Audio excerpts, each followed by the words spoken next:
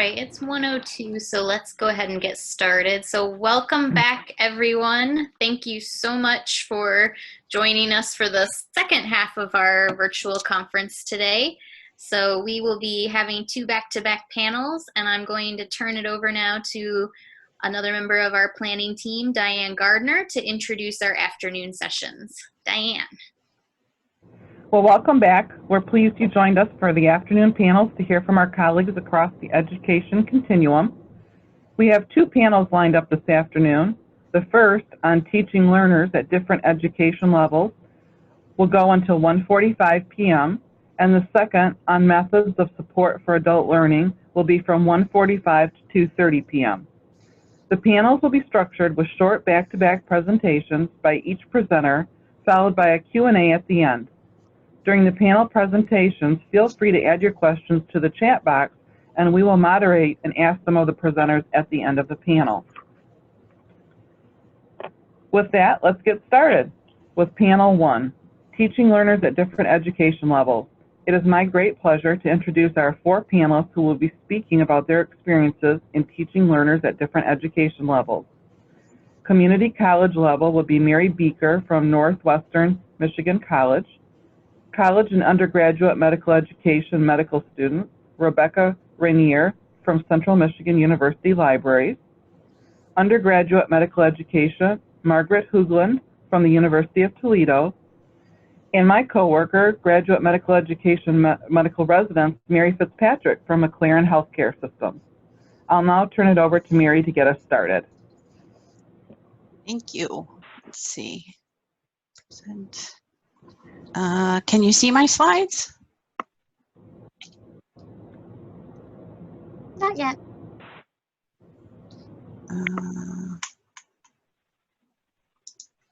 Yes, no? Nope. Okay. Maybe.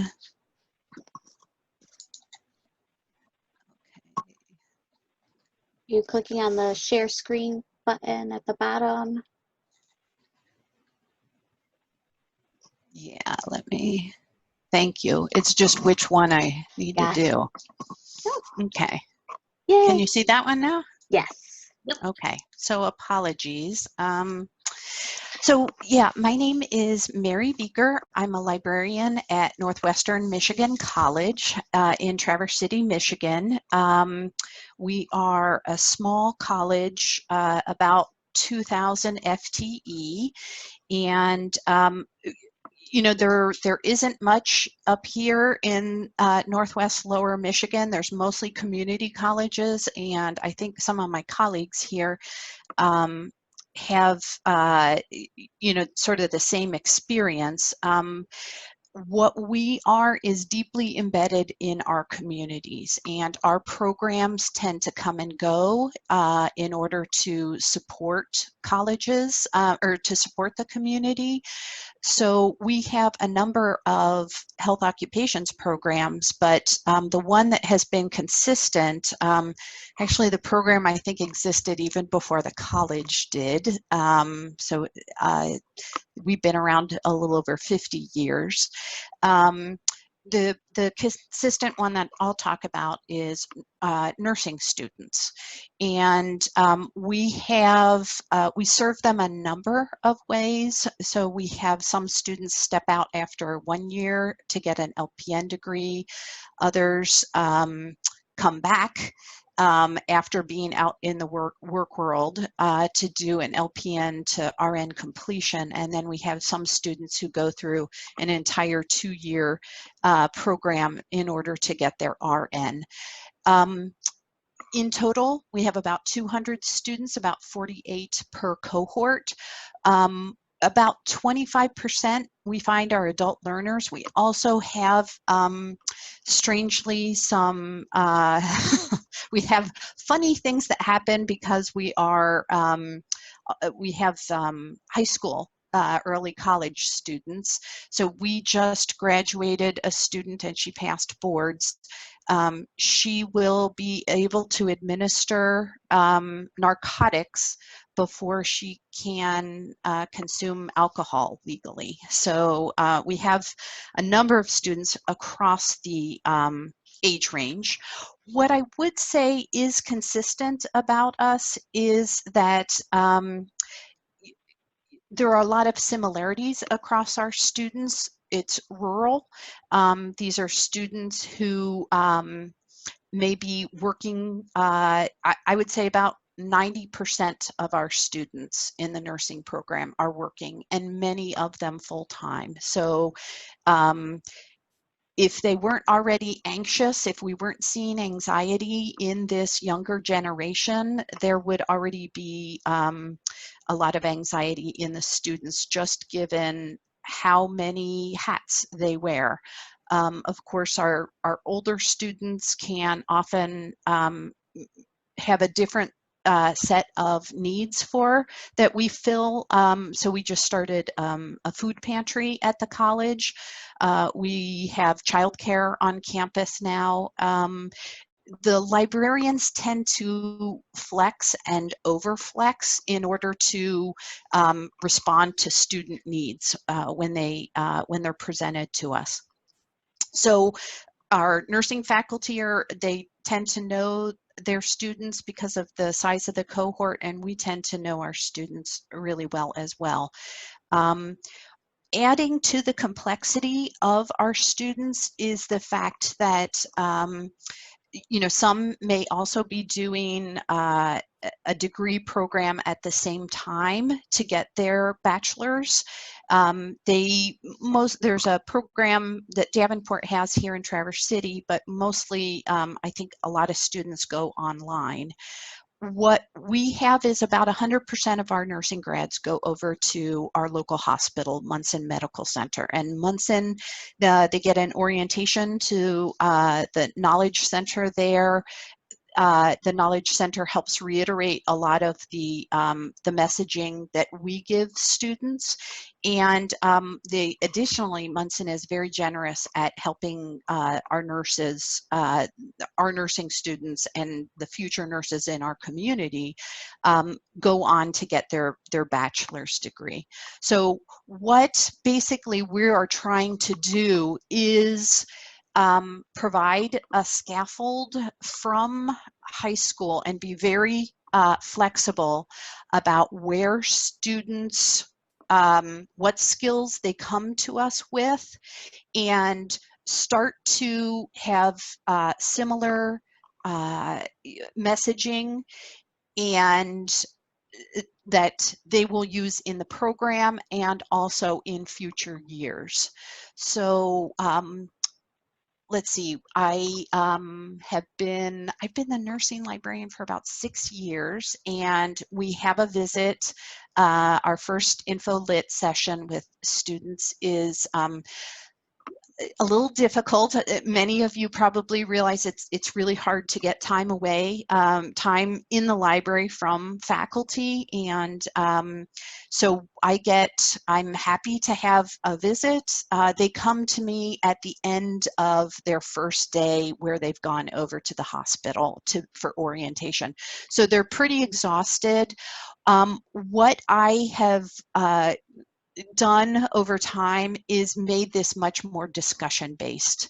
I feel this plays to my strength because one other thing is we have very few full-time faculty.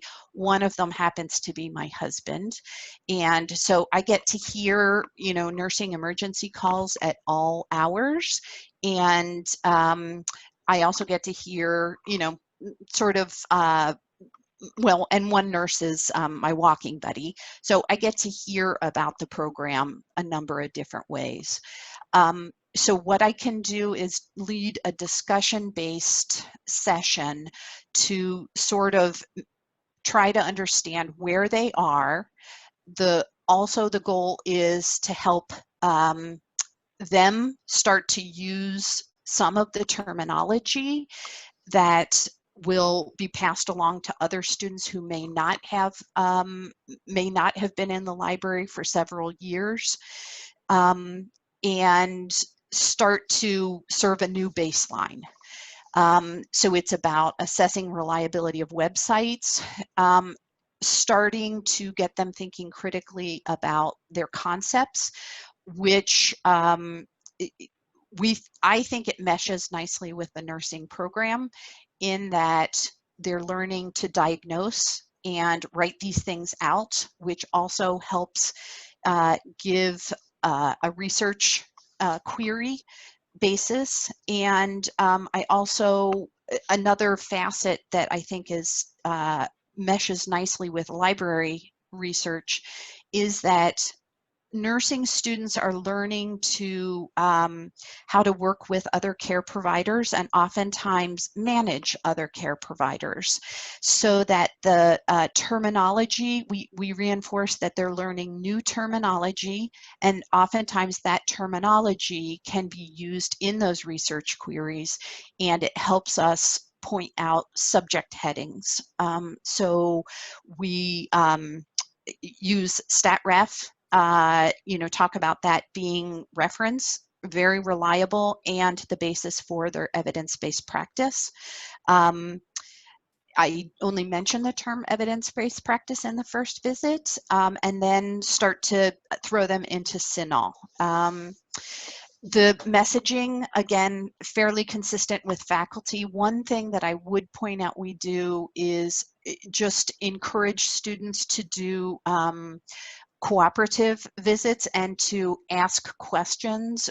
We say, because they are so anxious, we will find ways to help them. The college is fairly well funded and can help with a number of different needs.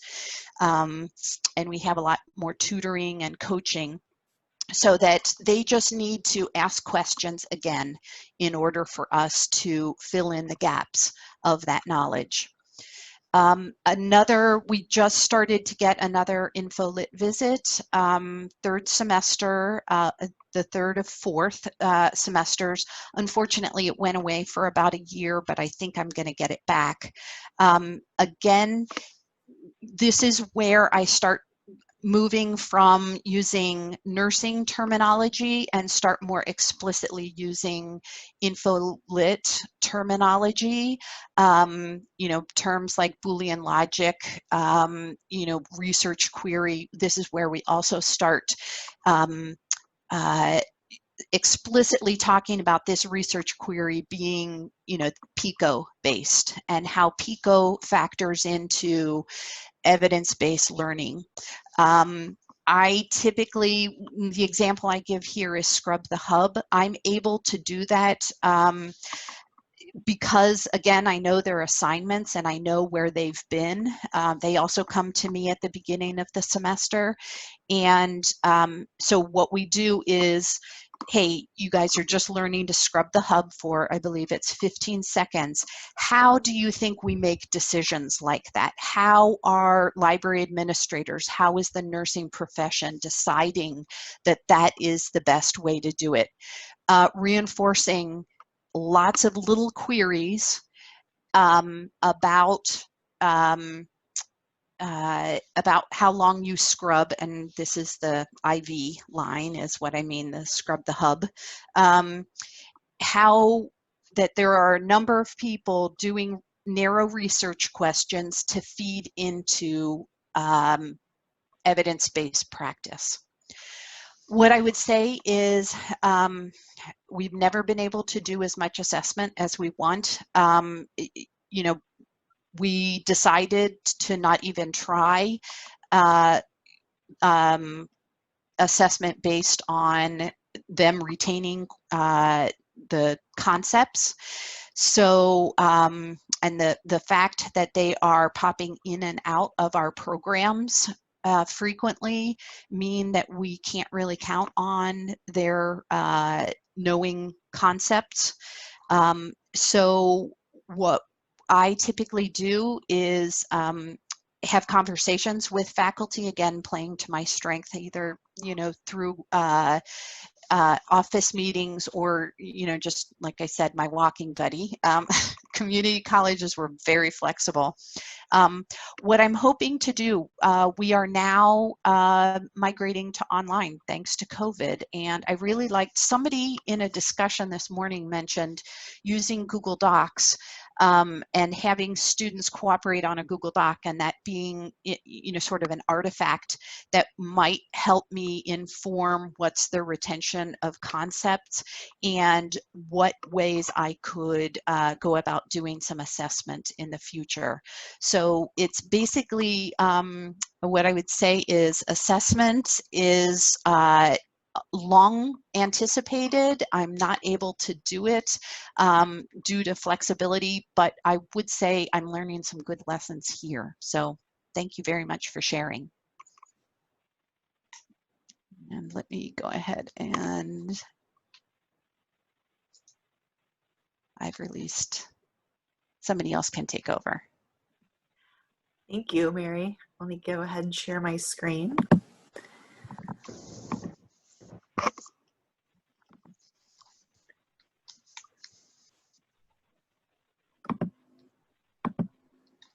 Okay, let me just double check. Are you guys seeing my slides? Yep, we can see them. Awesome. Okay, thank you. My name is Rebecca Ranieri. I am the medical librarian and also a research instruction librarian at Central Michigan University Libraries. I'm going to be touching on some of the same things that Mary has touched on, so I was kind of glad to see that I'm on the right track with this presentation here. Just to give you some background on me, for a number of years I was a distance education librarian, which meant I worked solely with remote and online learners who were by and large adult learners returning to education from the workplace, or military students as well. So I've sort of carried that experience into my later roles, and I find that I don't necessarily think of my undergrads as kids necessarily. I'm treating them all as adults, and so that can be a little bit challenging. But starting in 2016, I made a switch and started working more with traditional undergrads as a STEM librarian. And then a year later, I also took on the role part-time of medical librarian. And so I wear a lot of different hats, as I'm sure a lot of us do increasingly. But just to give you an idea, that these are consultations and instruction topics that I might get over any given week during the academic year. When I'm working with medical students, I might be looking at questions like the impact of cannabinoids on sleep quality. And then I might get an email from one of my engineering students to talk about hydrogen internal combustion engines. And then I might turn around and talk about data ethics and biodiversity with my biology students. And so it requires a lot of flexibility, but I think a lot of the same sort of skills apply to every one of these sort of situations. And so, you know, and I think we touched on this morning, you really can't consider a generation a homogeneous group, nor can you consider a group of undergraduates or graduate students or medical students as a same group.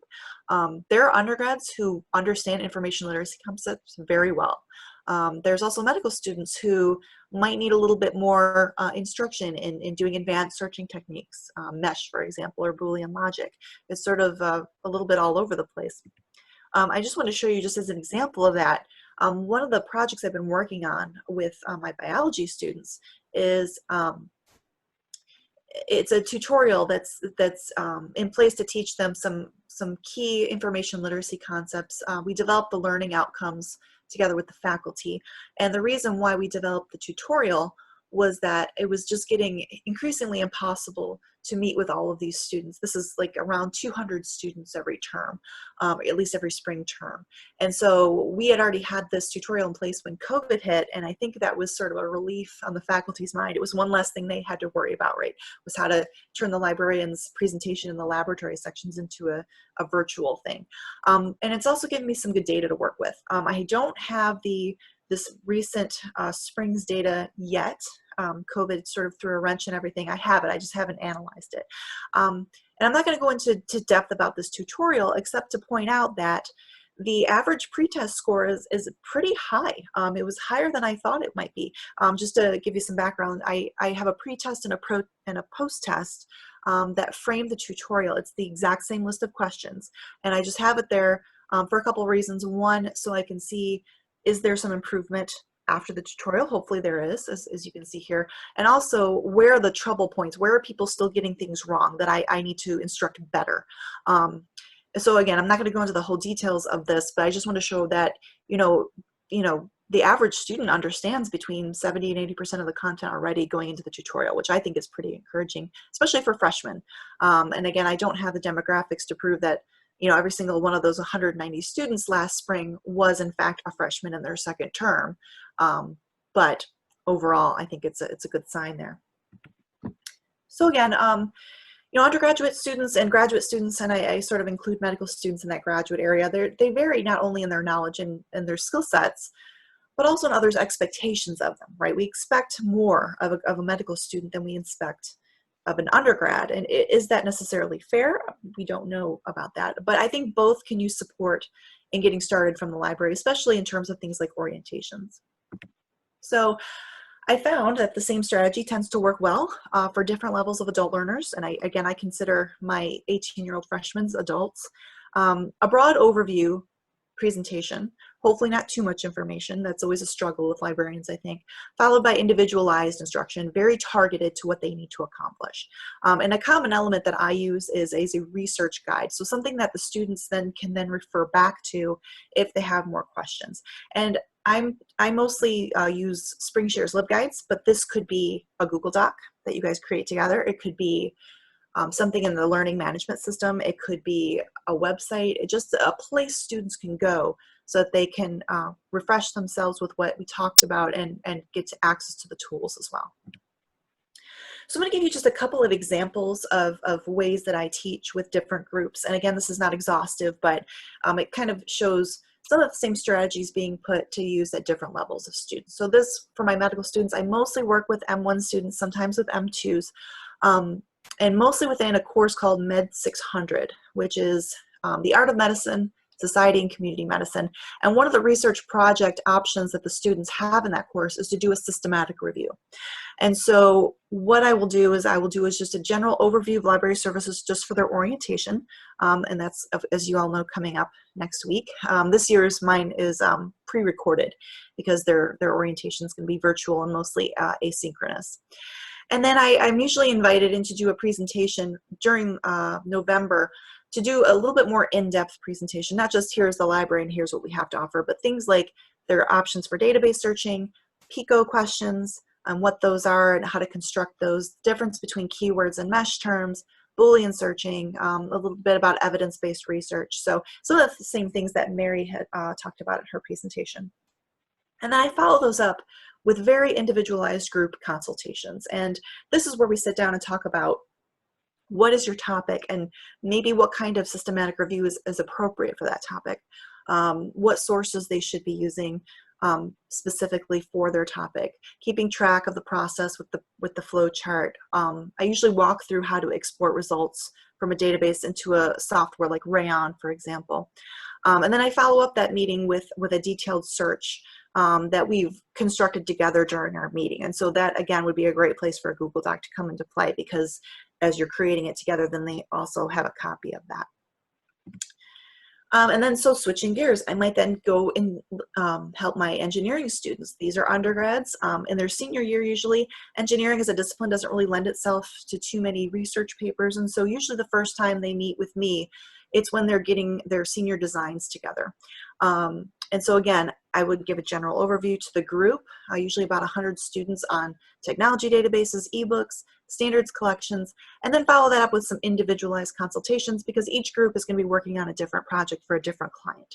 So again, the individualized instruction would talk about how to get standards that we may not have access to already. Again, how to construct a database search. So some of the same skills that I'm using with medical students, just in a different context, and maybe not as complex in this case. And again, resources for presenting a design to a client, because understanding your own technical data is one thing, but conveying that to a general audience is something else. And again, that sort of ties together with medical students when they have to then present patient education information. And just one more example, just really quickly here. Mathematics students is interesting because when I work with, again, mathematics is a discipline where, you know, if you're taking algebra and calculus, you're not really needing the library a whole lot. But the upper level courses, especially the education courses, do. And at the 500 level, they are a mix of both undergraduate and graduate students in the same course. So again, making sure that everyone's on the same page, you start with a generalized presentation. Hopefully it's a refresher for some of the students on using ERIC, which is an education database. And then in this particular case with games and mathematics education, since it was a game class, we played a game. We, the faculty member and I came up with a rubric and rules and scoring for a game on competitive literature review. Which student can come up with the best mini review? And you can see some of the details here. So again, very targeted instruction, getting at what they need to be able to do. At the end of the day, they need to be able to find peer-reviewed articles that are recent and relevant and current, and we turned it into a game to have them practice those skills. So ideally, I believe, and maybe you agree, we should scaffold information literacy throughout undergraduate education. But in reality, transfers, students come in and out. We're a university, so we get a lot of transfers from community colleges, for example. Student persistence, you might have students who are changing majors, so they're taking classes as seniors when they should have done them at, they maybe, according to the schedule, they should have taken them at freshmen. Students might be failing classes and retaking them. So all of this means that you can't rely on students to have the exact same skills at the exact same point in their educational careers. And I think Mary touched on that a bit too. Also, there's currently, at least at my institution, no incentive to embed information literacy into every course. Ideally, it would be part of Gen Ed. It's really not yet at my institution. But even if there was, say, a series of tutorials, right, that students could step through on their own, maybe get badges of completion, there's no guarantee that faculty are going to be offering those to students or that the students would decide to take them. And of course, our graduate medical students are going to be coming to us from all different backgrounds. Our instruction has to reflect that. So we keep coming back to this idea that we need to lay the foundation, at least briefly, when we're doing instruction, just to make sure that everyone's beginning on the same page. And again, for some people, it will be brand new. For some people, it will just be a refresher, but at least we can start from the same place. And then once that foundation is in place, the individualized instruction, especially if it's within the context of learning or research that's happening right there, I think will really help to embed those IL skills into practice. Okay, so I just wanted to, this is the full reference that I referred to earlier about similarities in doing first year education orientations with orientations for higher level students such as medical students, and then where my images come from, because I'm always putting those in there. And thank you very much. I will go ahead and stop sharing and turn it over to our next speaker. Thank you, Rebecca. My name is Margaret Hoagland. You should see me up in the corner here. If not, let me know and I will get my slides up.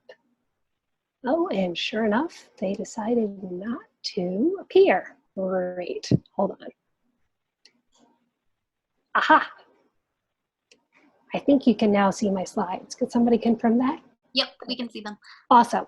Okay, so Margaret Hoagland, University of Toledo here. I'm going to be talking primarily today about some strategies I've used for teaching medical students because they are the primary audience I cater to at this point. And I'm going to first tell you a little about who I am. I want to provide a really brief overview about medical education. Then I'll tell you what has worked and not worked, and then I'll end with some takeaways. So I've actually been in the field for 13 years. I kind of feel like a dinosaur at this point, but that's okay.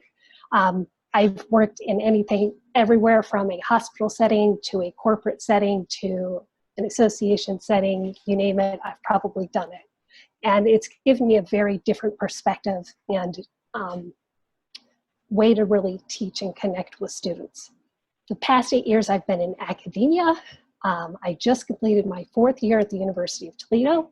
Time flies, and when I'm not teaching or working, I am an avid knitter, puzzler, and a novice cellist.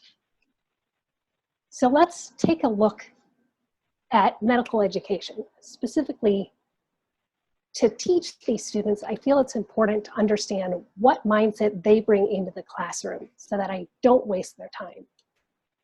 So undergraduate medical education, better known as medical school, it takes 4 years. Some take a little longer, some take a little shorter, but generally speaking, it's 4 years. 2 years or so are in the classroom. The M1s and the M2s, as they refer to themselves, this is when I really actually get to know the student. If I'm successful, by the time they're out and getting experience, they come back and ask for more assistance. Then they move on to graduate medical education, specifically residency and fellowship. That takes another 3 to 7 years of training. So by this point, they really know how to take tests and complete things in a tight time frame. And usually, the librarians get called in to assist with the scholarly activity requirements. Posters, presentations, publications, it varies by group, so you never quite know who's going to come walking into your door. So what's our role? As some have mentioned, orientations, just a big overview. You might be speaking to faculty, you might be speaking to a big class, just an overview of who we are, what we offer. Some schools also include small group learning or team-based learning sessions. We'll be called in to troubleshoot a search or enhance their searching skills. I typically deal most with the summer research projects and the individual research projects. These are my go-to opportunities, especially with the later students. So at the University of Toledo, I started in July of 2016, and I didn't really have a lot of teaching experience. So naturally, fall comes around, and I attended a lecture that they were giving to the second-year medical students. This is our go-to opportunity to try to do everything they needed to know in one session. I also started working with first-year medical students. Again, this is not something new that had been done, but it was new for me. What was new is that a very large promoter of the libraries was teaching one of these experiential classes during the 4th year and insisted that every one of her students meet with me. It was a great chance to see where they were in terms of searching skills, what I could potentially enhance in a very short time, and also give them an idea of what they could expect from the library in residency. And I also offered workshops on the available apps because I thought, oh, students love these apps, this will be great. Let me tell you, it was an utter disaster. I offered 36. One student came and they sent me an email and said, couldn't you just give me the PDF? Thank you very much. Take home point, they only want to be there if they have to be. Okay, so in January, I'm now asked to design and give a 2-hour class for first-year medical students in August. Given my experience with the apps, I was a little apprehensive, but we survived. Okay, fall of 2018, I decide, since I have this separate opportunity, I'm gonna make it fun. It's gonna be Jeopardy themed. It was, again, an utter disaster. Yes, the students would come into my office, and yes, they would have questions, but it turns out that a Toledo student was actually on Jeopardy, so it couldn't have gone worse. So every October, I kept noticing this theme. They would come into my office. I have no idea why I'm here, but I'm here because you mentioned something during orientation, and can you just recap that 2-hour session? Oh, and did I mention it was during the first week of medical school? And the second time, it was right before their first quiz. Not good timing. Or there were the really embarrassed students who were prodded into coming into my office because the faculty members knew they needed help. They don't like to ask for help, but they were there. By far, my favorite were the sheepish ones who would strategically plan when they appeared in my office so that nobody else would know that they were there. Now, these are just the 3 types of reluctant students, but clearly I had an issue here. It's not that I wasn't trying to make it exciting and engaging, and clearly I was excited, but I needed to change something. So I took an unconventional approach last year. Thankfully, I have faculty members who don't think I'm crazy, which is really beneficial when I throw things like this at them. Said, okay, so let's do just 15 minutes in August and September. They've got a tightly packed schedule, but surely they can carve out 15 minutes. And even that, we'll talk about the apps, because I do know that they like apps. Better yet, they can schedule the time. Then in October, November, I switched to have a 30-minute session where we talked about searching tips and tricks and evidence evaluation. I started off with consumer health, and I avidly encouraged them, oh yeah, use any search that you want, because I knew they weren't gonna find anything. It was a trick.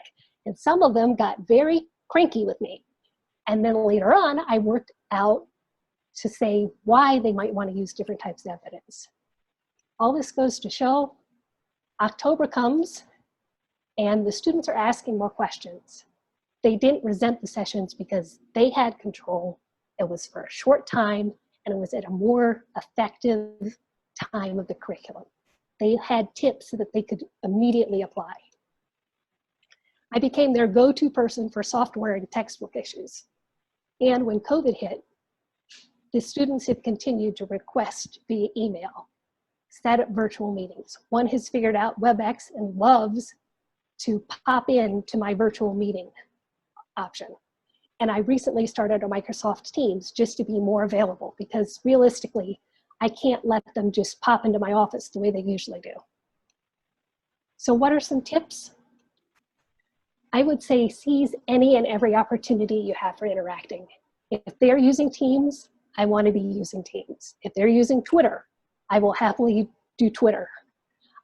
I don't get involved with their Facebook account because I know there's some information shared there that could get me in very deep hot water, so I don't want to know what's going on with that.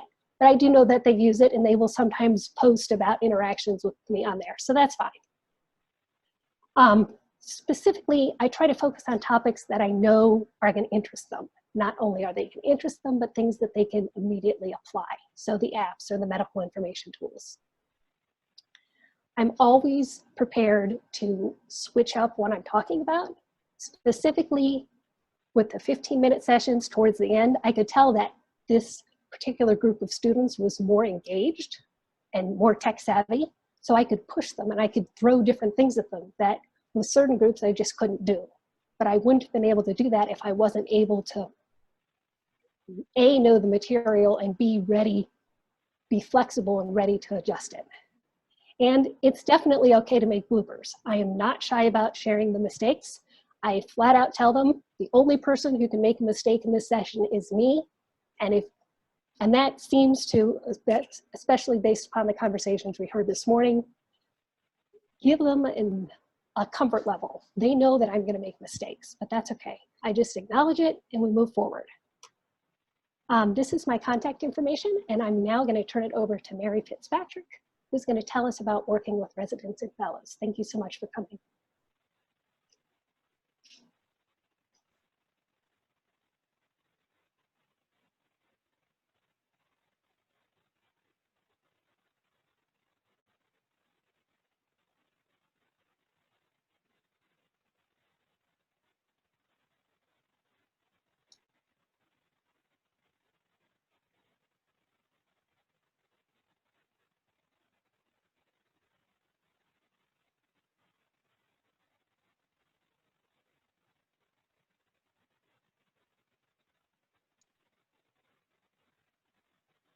I think your mic might be muted, Mary.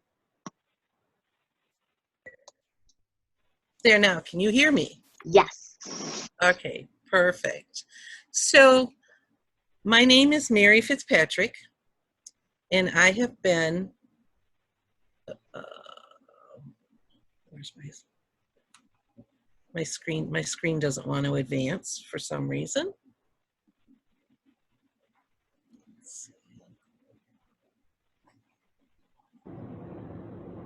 Mary, click on the Enable Editing at the top yellow bar.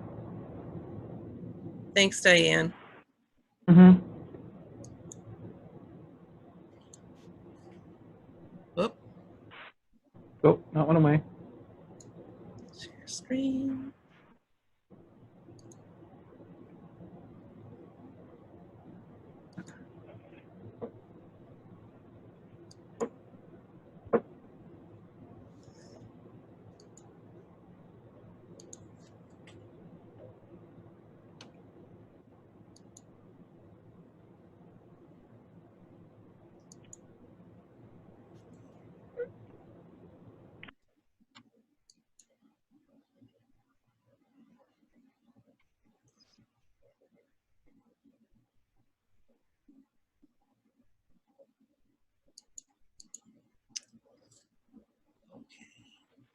Still not advancing, Mary?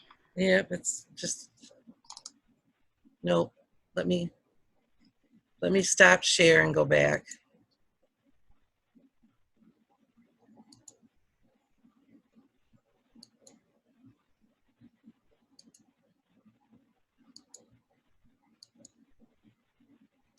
It's not letting me get to the,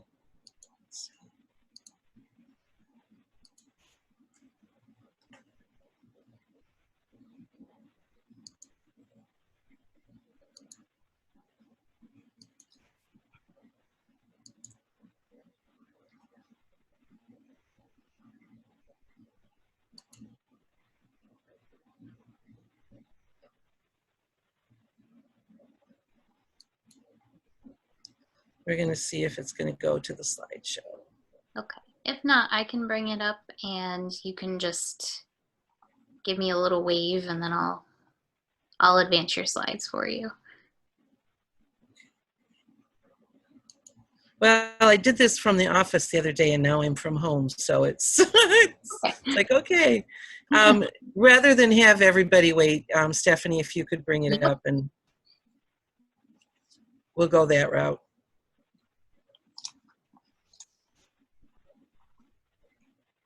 Because I don't want to keep everybody waiting. Okay. All so right. Go ahead and next screen. So just to give you a little bit of background in myself, I'm not necessarily totally computer savvy here, but I did spend 3 years as an undergrad student assistant at Central Michigan, which then led to 6 years in the public library realm, which then led to 3 years as a solo librarian before I went to McLaren Flint for the last 27 years. I have an undergraduate degree in education with a major in library science from Central Michigan University. And then later in life, because I had a major in library science, I decided to go back and get my master's degree, and got my master's degree when I was 50 years old. So that was a unique learning experience in itself. Go ahead, next slide. So in the process of doing all of this, I've raised 4 children. My oldest teaches kindergarten. My son and his wife both teach physical education at the elementary level. And then I have twins. I have a son who's an electrician and his wife is a daycare provider. And they've given me my 11-year-old and 2-year-old grandsons. And then his twin sister is a physical therapist in neuro rehab, and her husband is a physical therapist in acute care and orthopedics. And they are parents to my 3-year-old and 5-month-old grandsons. Favorite vacation spot is my hometown of Ludington, Michigan, where I can spend time smelling Lake Michigan. And I like to, and my children always razz me because my favorite thing to do is watch the Game Show Network. Go ahead, Steph. So we have a lot of different scenarios with the medical residents in the hospital setting. So in actuality, the first time the residents come, or a good portion of the residents, come in contact with the medical library is when they do their interview. Our residents who are doing the tours of the hospital graciously bring them through, and I have about 10 minutes to give them a rapid spiel about the different resources that they will have at the library, as well as promote the fact that they will be doing research. All incoming residents go through medical resident orientation, and it is normally held as a large group. We have 4 residency programs, and now we have 4 fellowship programs. So those residents would go through the orientation. One of the differences at McLaren Flint is that the majority of our residents have graduated from a foreign medical school. So they've not gone through a program like Central Michigan or University of Toledo, where they've had the library training background that they would get if they went to and graduated from a school in the United States. The requirements in a foreign medical school are different and their program length is different. It was always interesting to listen to our residents tell us about what their education was like and how much they didn't get in terms of research and searching and those kind of things, as well as a lot of our residents, their English is a second language. So we're dealing with language issues as well. And coming from a foreign medical school, a lot of them, the concept of copyright is not understood, and they don't understand why they just can't make multiple copies of a lot of things. So that's another issue that we have to kind of deal with as a group. The library's resources are presented to the group as a PowerPoint presentation at the large orientation session. And it's too large of a group to do hands-on. So the biggest concept that we want them to take away from this is that they can come in and ask us a question.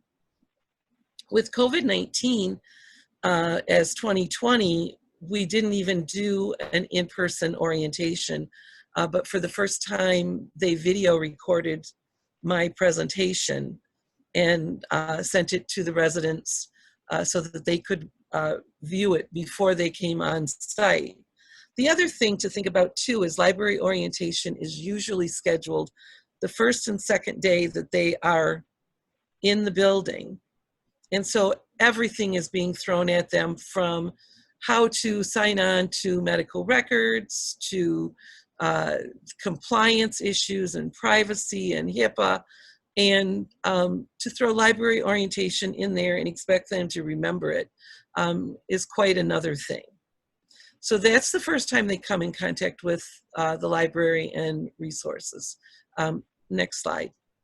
So the next slide is that a lot of times as first years, they would attend an evidence-based medicine forum that was a day-long presentation, and the physicians would work with the residents on different types of articles, and then I would go in and talk to them about different places that they could find answers to those questions. And then they would be given a scenario that they would then come into the library and work on our computers to answer the question as a group. That would be done during academic time that they're scheduled.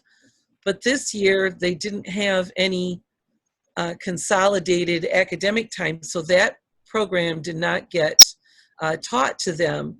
But the faculty will ask me to come into their individual academic half days and present programs to the residents on the different resources and test taking. Next slide. So our computer room is set up with 7 computers, and you're going to notice that they're on the perimeter of the room so that I can actually do small groups in the medical library and stand in the middle of the room so that I can see each of the computer screens that the residents are working on and guide them through where they need to be as a small group. Not more than 7 people in the room at a time, because that's just about as much as you can handle doing almost one-on-one. Next slide. So the other type of thing that I like to do, and I always encourage the residents every time that I work with them, that I'm willing to work with them one-on-one. All they have to do is come in and ask. They'll sit down at one of the workstations, and I always tell them that they're in the driver's seat and I'm in the passenger seat. And I will walk them through doing their search, from choosing the correct words to search, because one of the things that residents want to do is take a shortcut, and a lot of times their shortcuts are abbreviations. And abbreviations don't necessarily search the best when they're looking for something specific. So it's nice to sit with them one-on-one and walk them through so that they're not frustrated and they can actually find what they're looking for. Next slide. Another way for me to do one-on-one is, I love to say when they come in and ask a question, do you have 10 minutes? Can you give me 10 minutes? And this is the front desk of the library, which you'll notice we have a secondary work space to sit. and I'll have the resident or whoever needs the information sit down in that chair, and I turn the computer screen so that they can see what's going on, and I can give them a quick tour of library resources so that they walk out of there knowing that they at least have some sources to be able to work with, and that they can come back and ask me questions. Now, the interesting thing about doing this for 27 years is the fact that I can actually walk them through this over the telephone as well. So I will tell them, if you're working at home and you have a question, just call. We can walk through it. So that's also another way to do one-on-one.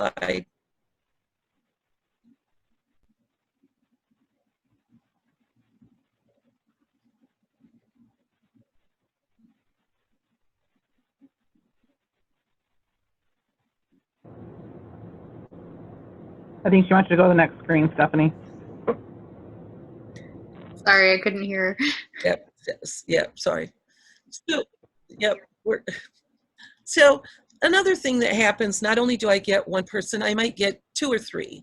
And the way that the desk is set up is it allows me to ask them if they can give me 10. They can gather behind me and see the screen, and again, get a brief tour of the library resources. Next screen. We also have nursing and clinical students that come through the library, and I'm very lucky that because they're doing their clinicals, the nursing instructors that are working with them will bring them into the library so that they understand, number one, that not only do their university and college campuses have libraries, but that a hospital has a library, and that they're welcome to come into the library. And we have them sit at the computers, and we do a group demonstration of the different library resources that they have, in particular the ones that are important to them as nursing students. And a lot of times the nursing students are actually McLaren employees, which allows them access to certain resources that the hospital has purchased. For example, the StatRef collection with Board Vitals has Nursing NCLEX RN on it, which is board questions for their nursing exams. So it's important for them to be aware of those resources, but at the same time, we also encourage them to use their college library resources as well. Next slide. So those are basically the ways that we work with the medical residents and the staff at the hospital basis. So I'm open for questions, and there's my contact information. So I'm going to turn it back over to Stephanie. All right, and we have about 5 minutes for questions from any of our panelists. So I'm going to stop sharing the screen. So feel free to input them in the chat or to unmute yourself and ask your question.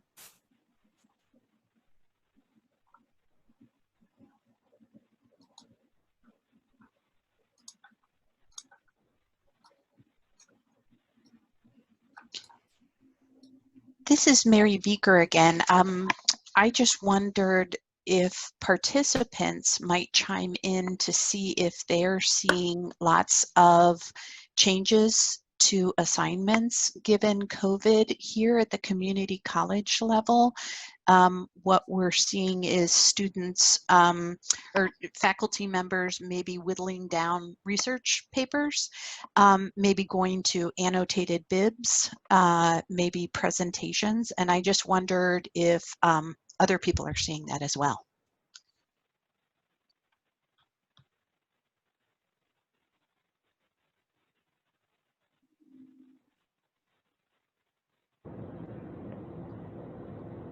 Mary, this is Diane from McLaren.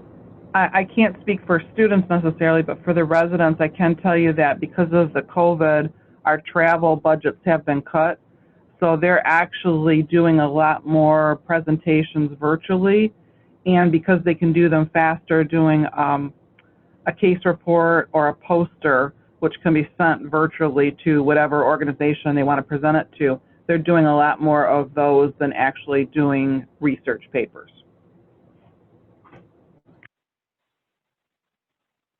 And this is Stephanie. I will say from the medical school side of things, we have seen a huge uptick in the number of students and faculty members that are interested in doing systematic reviews or essentially any non-human subjects research. Because again, at this point, so many institutions are having a temporary stoppage of in-person research activities. We have just seen so many more groups wanting to do something during that time. I have a feeling once classes start again, those may come back down, but I think just myself, not even including the others at my library, I think I've consulted with at least 15 new groups since COVID started in March. So that's been a huge uptick at our institution. And I look at Rebecca and your slides, and you're one person that's doing all of that for your medical students. So I don't know how you do it.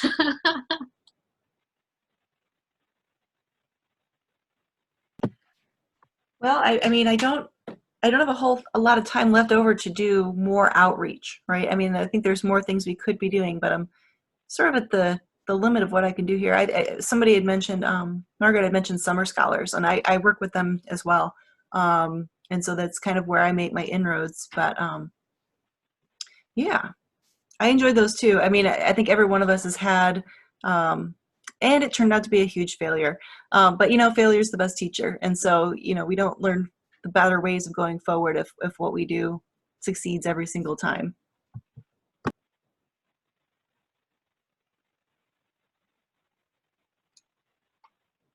So Jennifer put in the chat, Margaret, I enjoyed your stories of trial and error to improve instruction. Brave and creative. Yep. I applaud you for sharing that. It's very difficult sometimes to try something new, and it gets frustrating if it doesn't work. So sometimes we become more hesitant to try new things. I know I'm that way if something fails the first time, but it's good to keep trying.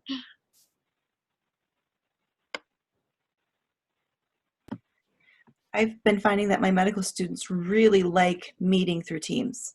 And so I have a feeling that's going to continue regardless of how COVID goes in the future. Oh, that's good to know. I haven't had anybody try to meet with me in that format yet, but they're very open to Zoom, and some of them even like WebEx, which isn't my preferred way to meet, but you know, whatever works for them. Yeah, we have Google through our institution, and so Google Meet is kind of the go-to for our meetings, and our students have no issues with using that. They like it better than using WebEx, at least from my experience.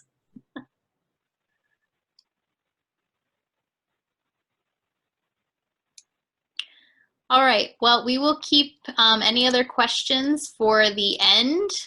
We're going to transition now into our second panel, which I'm going to bring up a slide really quick just so we can introduce them. So I'll hand it over to Diane to introduce our next two panelists. Okay, well, we'd like to thank our excellent speakers in panel one. We very much appreciate you sharing your experiences, both good and bad. We're going to move on to panel two, which is methods of support for adult learning, as teaching goes beyond what we do in the classroom to how we plan and offer our resources and services. Again, we'll have two presentations followed by a Q&A session, so please enter your questions or comments into the chat and we'll monitor them as we go along. Our second panel features Iris Kovar-Goff from Michigan State University Libraries and Barbara Platts from Munson Healthcare. I'll turn it over to Iris to get us started. Okay. Let me share the screen. So what I'm going to talk about today is methods of support for adult learning, but focused on collection development. And it's health sciences focused, but I think what I'm going to talk about is applicable to like any circumstance. What this presentation is not, it is not an endorsement or an advertisement for specific products. I'm going to mention some stuff that we have used that we find helpful, but I am not endorsing one over the other. I'm just trying to show the breadth of formats and options that we've used to support medical education and the needs of our population. So I have been at Michigan State for 6 years. We are one library system with 2 branches, the main library and the business library, but with one overall collections budget. We don't have a separate health sciences library. I am the liaison librarian to the College of Human Medicine and the selector for all clinical medicine. So that's undergraduate medical education, residents, fellows, physicians. I buy stuff for everybody. And I work with the college on medical education courses, research, and teaching. And in general, the goal of MSU Libraries collections, excuse me, is to give students access to materials when, where, and in the format that they prefer. So we really try to have collection flexibility for educational needs. The College of Human Medicine is really big. It's the MD program. We also have an osteopathic medicine school, vet med, and nursing. So it's a graduate professional program. Students range from 22 to 35 on average. It's 800 medical students and 500 faculty and staff. There are 7 campuses around the state of Michigan: East Lansing, Grand Rapids, Midland, Southfield, Traverse City, Flint, and Marquette. It's a clinically integrated, competency-based 4-year curriculum that relies really heavily on flipped classroom instruction that uses online educational materials. It's called the shared discovery curriculum, because in theory, the students are sharing in the discovery of their education.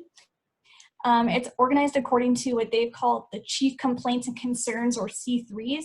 And these are topics that primary care physicians have concerns about, because one of the missions of CHM is to create a primary care workforce for the state of Michigan. So that's things like they'll do a whole week on headache or fever or immunization. And in this way, both the basic science and the clinical information is integrated into their curriculum. They don't do like 3 months of biochemistry, 2 months of anatomy. Everything is in together. There's a huge focus on using library-funded materials to reduce student cost. And everything lives in a custom course management system called Just-in-Time Medicine. So when I was looking up, I was like, what is adult learning? Because I feel like I had been using its principles, although maybe not thinking about them in such a programmatic fashion when I do collection development. So there are some really good medical education articles out there about adult learning theory and med ed. This is one that I found that I really liked. It doesn't assume that learners learn the same way or that the stages take any specific amount of time. And it really uses this sort of lifelong learner model of education that med ed really likes to try and promote. So you start with, you have a task that you're doing, there are resources that go into the task, what are your motivations, what is your stage of development, what is your learning style. You go through a period of distance where you're like, I don't know what to do. And then it goes through a feedback loop where you look at your existing knowledge, you reflect on it, you elaborate upon it, develop new concepts, collect and organize those concepts to experiment or articulate your new knowledge, and then reflect on it and consolidate more. And this is a continually ongoing cycle of learner experience in medical education. So what I try to do, and I think we all do, is to tie the collection development to the educational theory and needs, because this can help obviously drive usage. And if you, the librarian who's doing the collecting, can articulate how the resources that you are choosing support the curriculum, you're going to embed them, you're going to drive usage, people are going to see the utility of the library. It is essential. It can also help you create even more partnerships, where I've leveraged a lot of my collection development into becoming like a teacher and a peer to the medical faculty. So we purchase, subscribe, and rent electronic collections to support the whole spectrum of medical education, from their like straight memorization for basic science information to clinical practice and patient care. So we need to give resources that support the learner and the educator across the whole spectrum of medical education. I had to take into consideration different learner styles, developmental stages, and classroom modalities. So like, is it in-person lecture, small group activities, simulation, labs, exams, guided independent learning? problem-based learning, team-based learning, clinical experiences or rotations, they would all use a combination of learning resources. So it means being careful stewards of our budget and collecting in different formats. So we get ebooks, streaming media, clinical simulation videos, interactive patient cases, do a lot of image collections, and question banks to support all these really different needs. So I want to do like a plug for something that we have done at MSU that has been really useful for us, and hopefully, fingers crossed, will be a presentation at Charleston this year. So we have negotiated special use addenda for our major ebook platforms, Clinical Key, Access Medicine, LWW Health Libraries, StatRef, or like Teton Data Systems, their parent company, etc., to allow for images to be embedded in course content. So what this looks like, let's see. You can do it. See if it'll load. So I have a LibGuide that lays out all the different journals and textbook platforms that people can use images from. And then this allows faculty to mix and match content and create educational materials that fit exactly their needs and support student learning. And the students see everything in one place, so they don't need to go outside of the CMS, they don't want to go to 18 different places. So this is great. So one example is so this is the temperature regulation week.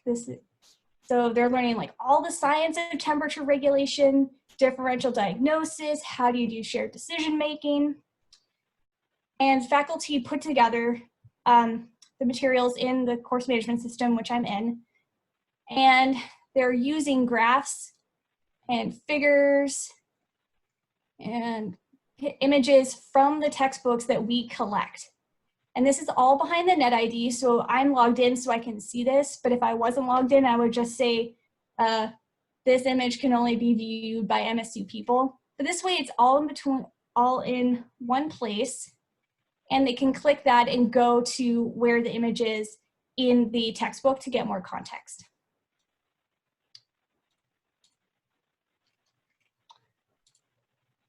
So I would just really, if you have the opportunity, think about special use addenda. It can be really useful to support educational groups by pushing for transformative usage of your existing electronic collections. And I really promoted this to faculty to ensure that library materials are embedded as needed. Oh, and COVID-19. COVID-19 impacted us a lot, just like it did every other library. So students were removed from clinical rotations in March 2020. So this means they couldn't be in the hospital or the clinic. Huge disruption to their learning. Everything had to go online in a hurry.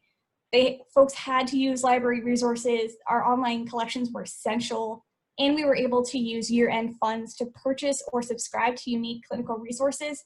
This was very useful because all this happened so quickly towards the end of the fiscal year. The college did not have a budget to purchase this. So the library was the only way that people could get access. So examples of things that we were able to get were Society of Critical Care virtual care rounds, Liquid Gold concept modules, which are lactation video modules that have quizzes and patient care. We did cost sharing for a program called Aquifer, which is virtual patient cases. Huge need for streaming contents. We were able to push them towards psychiatry videos we already had, and created a COVID-19 guide that includes like doffing personal protection materials, and all sorts of different books and videos that folks wanted to do some quick onboarding of their students for what they would return to clinic as. And one thing that we really thought about is we had never really done a lot with virtual cases. It became really important because if you think about them for the model of adult learning, everything that they would have seen if they saw a physical patient in person, they couldn't do. So by doing virtual cases, they were able to reflect on their basic science and clinical skills, develop new concepts and ways of knowing as they progress through a case. They could experiment with their differential diagnosis and treatment paradigms and their clinical reasoning. And that knowledge could be reinforced through quizzing, other assessment modalities, and feedback that are in the virtual cases. One big question we have is this sustainable? Some of the pricing was really reasonable, but we're going to talk, the libraries is going to talk with the college in sort of probably January 2021 to determine what they need us to continue. Can we continue it, and have conversations like that? Thank you.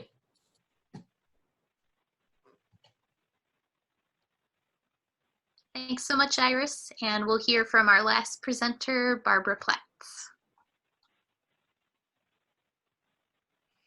All right.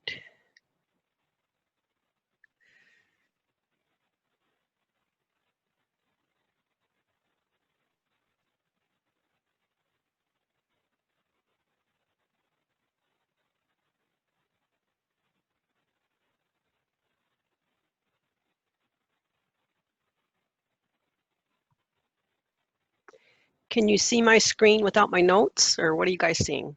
We are seeing your notes, so you'll want to swap displays.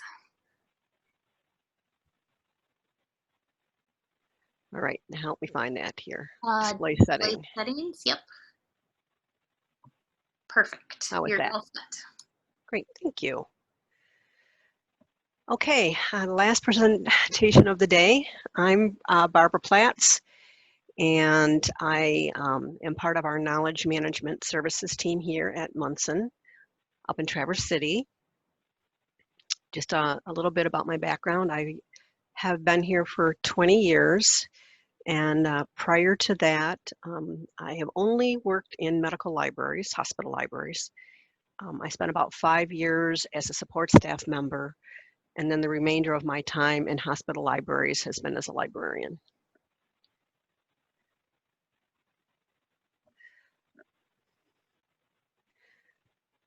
So I hope that you'll come away from this session with some new insight about how hospital libraries support a very diverse group of adult learners. So a little bit about Munson. So who are we? Munson Healthcare is Northern Michigan's largest healthcare system. We're based in Traverse City. And the system is comprised of 9 hospitals, and we span about 30 counties. And we're a rural healthcare provider, and we service about 540,000 residents. And then we also have collaborative partnerships with the Mayo Clinic and Michigan Medicine, Spectrum Health, and Mary Free Bed Rehabilitation Hospital. So Munson also owns and operates a lot of ancillary services, such as outpatient rehab facilities, laboratories, mobile radiology and audiology services,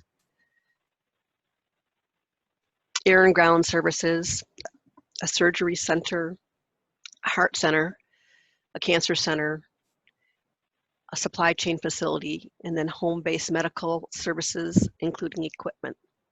So some of our services are actually mobile. So we have mobile labs that we drive around to the different rural hospitals and different rural clinic areas and provide these services. So we have about 7,500 staff and about 1,000 physicians and advanced practice providers. And Munson Medical Center is pictured above on your slide. So that's our flagship hospital, and it's classified as a teaching hospital. So who are our adult learners? So our user group is pretty broad in scope, and it represents about 76 medical specialties.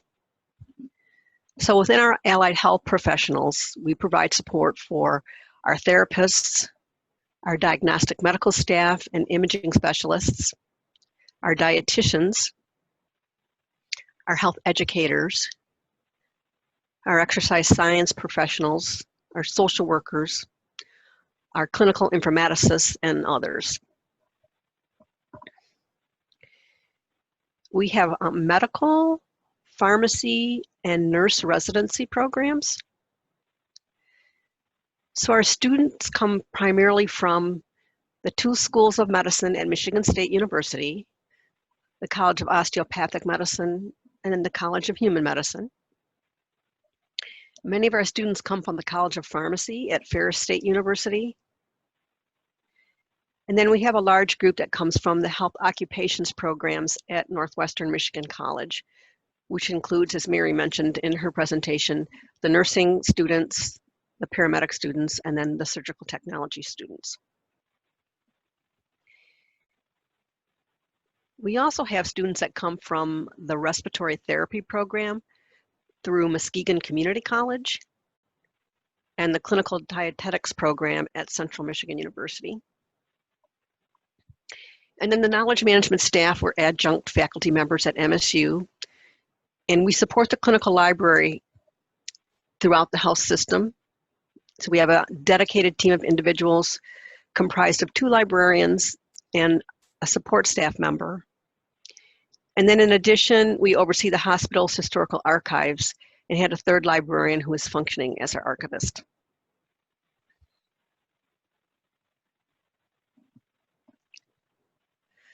So our learners are in age range of 18 to 75, and they are part of our adult workforce. So it's quite a big range. They're self-directed and they're purposeful with defined goals. So because we have such a broad range of learners, they either have a high school education or some type of technical degree, a professional certification or a license, and they have either associate's degrees or bachelor's degrees, as well as single or multiple graduate degrees or postgraduate degrees. So our learners, they're really motivated, and they provide direct and indirect patient care at the bedside, either through their direct care or through support services. So we're a 7-day-a-week, 24-hour a day operation. Excuse me, hold on a second. I'm gonna have to mute here, I think. I've got the speaker right over my head. So we have a predominantly female workforce, and then we work in a highly regulated, legally mandated environment. So we have a lot of regulations and rules and such that we have to abide by.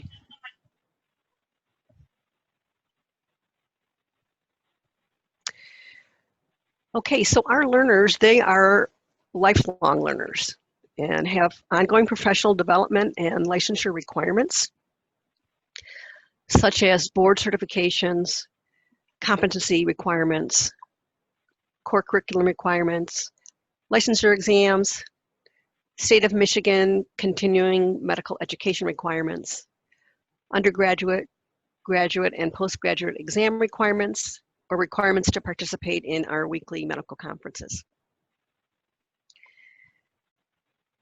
So our adult learners also have conditions of employment so these conditions apply to all our clinical and non-clinical learners throughout the system.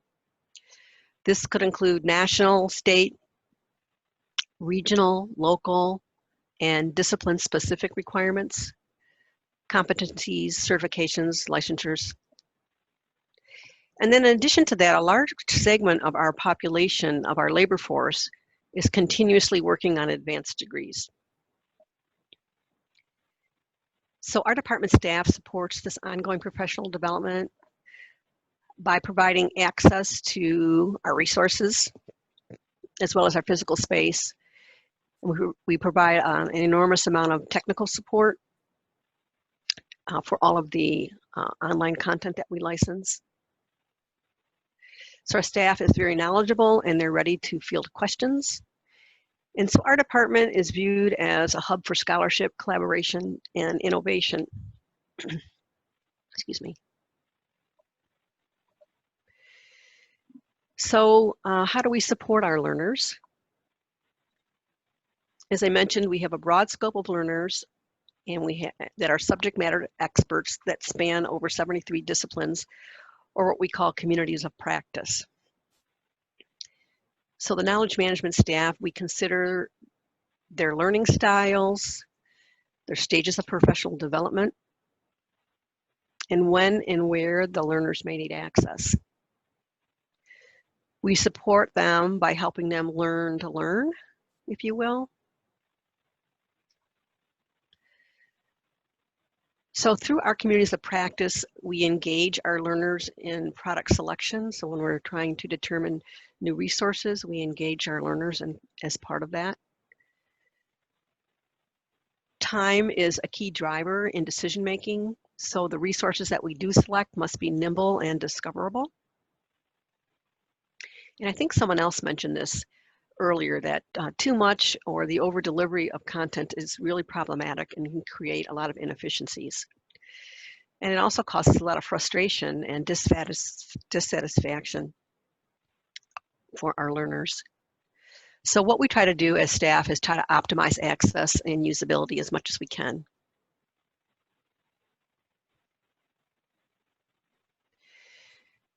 We also have to grapple with our internal network security and the safeguards that are put in place. They continue to increase, so access can be challenging, but it's critical. So our team also works extensively with our IT security analysts to ensure that our learners have access to the desired content. So we license and support a robust collection of vendor and publisher resources, such as alert services, case studies, clinical drug information tools, databases, decision support tools, evidence-based practice tools, electronic journals, indexes, textbooks, test prep tools and review resources, and then patient education content. So our collection sustainability is really driven by our efforts to provide a balance between escalating costs and shrinking budgets. So this really impacts how we can support our users and our learners. So how and where do we teach our adult learners? So we try to take the learning to the source whenever the opportunity presents itself. So we support our learners using several different modalities, including structured teaching sessions for individuals or small groups, at the elbow learning, on demand, or through Skype. We strive to be effective teachers by remaining clinically astute, assessing the learner's needs, engaging them, and ensuring the environment is optimal. So part of our challenge as staff is to make sure we're kind of ahead of the curve in our own learning, so we can be therefore clinically astute when we go to do our teaching. So we promote learning to assist staff with practice changes in order to facilitate the continuum of safe patient care. We try to build a culture of open learning by supporting non-clinical skills such as time management, data organization, interpersonal communication, presentations, and others concepts through coaching and hands-on instruction. We try and teach methods of learning and share tips and tricks that we've discovered to assist our learners in achieving a positive outcome in a short period of time. We often incorporate the teach-back method, as well as provide constructive feedback and assist with assimilating new learners into our culture. And then we reflect on our own learning through observation, peer-to-peer coaching, and by soliciting feedback. So some examples of how we support the 6 modalities of adult learning that are on the slide. So for the visual learner, we provide onboarding sessions through Skype. For the oral or the auditory learner, we conduct lectures for our medical students. And for the print learner, we teach this through, we have the print learners in our evidence-based practice course that we teach. For the tactile learner, we schedule information literacy instructional sessions. For the interactive learner, we provide support at daily medical rounds. And for the kinesthetic learner, we provide new hire orientation sessions within the department. Some additional examples of educational topics we provide to support our learners include copyrights, do's and don'ts in a hospital setting, since that is different from what they are used to in an academic setting. We also provide educational topics on evidence-based practice, health literacy, how to find the best journal. Is it peer-reviewed? Is it scholarly? What's the difference between a scholarly journal and a magazine?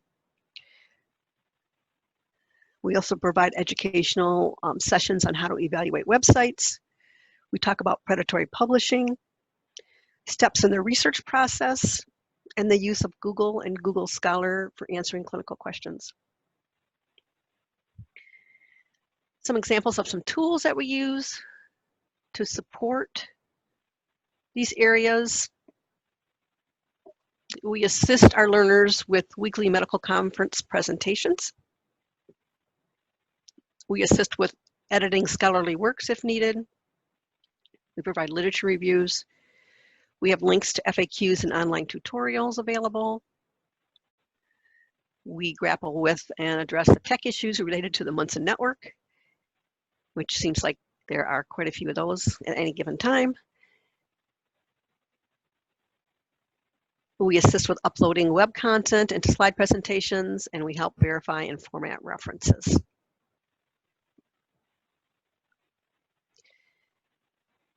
So how do we provide learners with access to our team and our resources?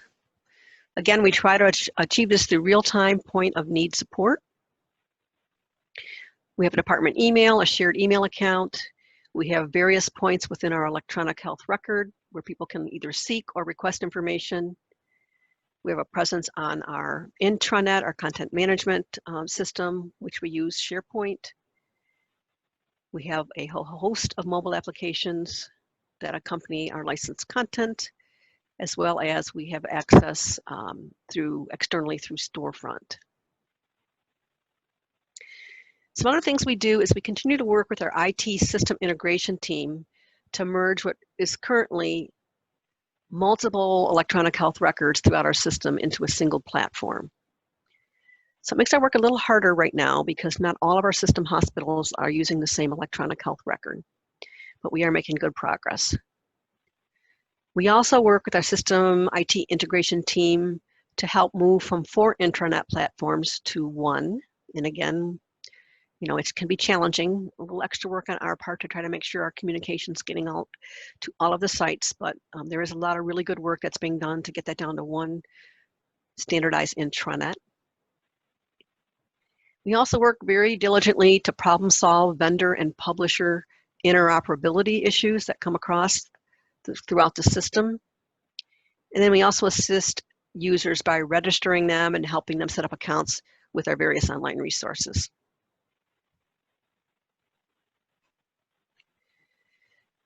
So we also provide our learners with knowledge by implementing and supporting various outreach initiatives. So we strive to embed our department staff into organizational teams to foster learning and advocacy.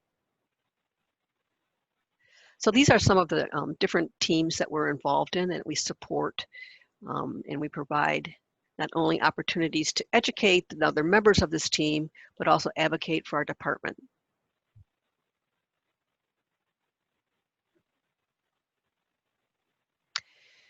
So a little bit about COVID-19 and how that impacted us.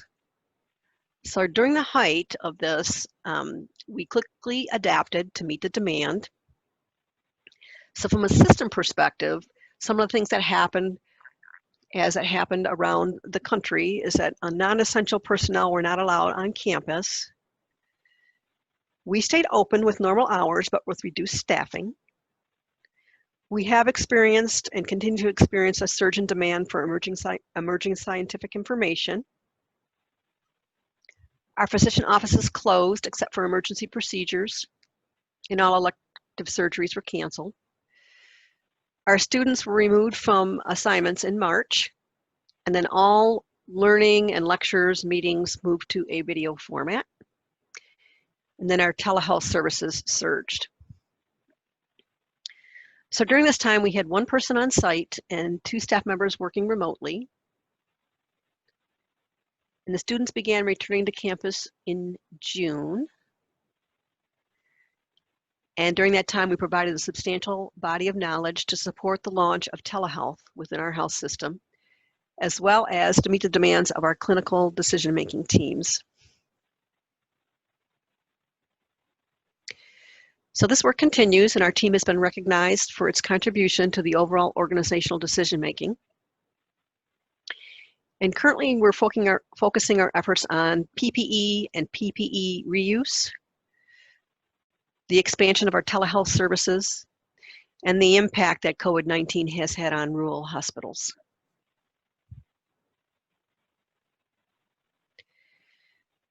So in summary, we support safe patient care by providing our adult learners with knowledgeable staff, appropriate tools, and efficient work practices at the point of need. So this is kind of our mantra: our work begins and ends with the patient. Thank you. Back to Stephanie, I think, or Heather. All right. Thank you so much to Barb and Iris. I know we are just past 2:30, but I do want to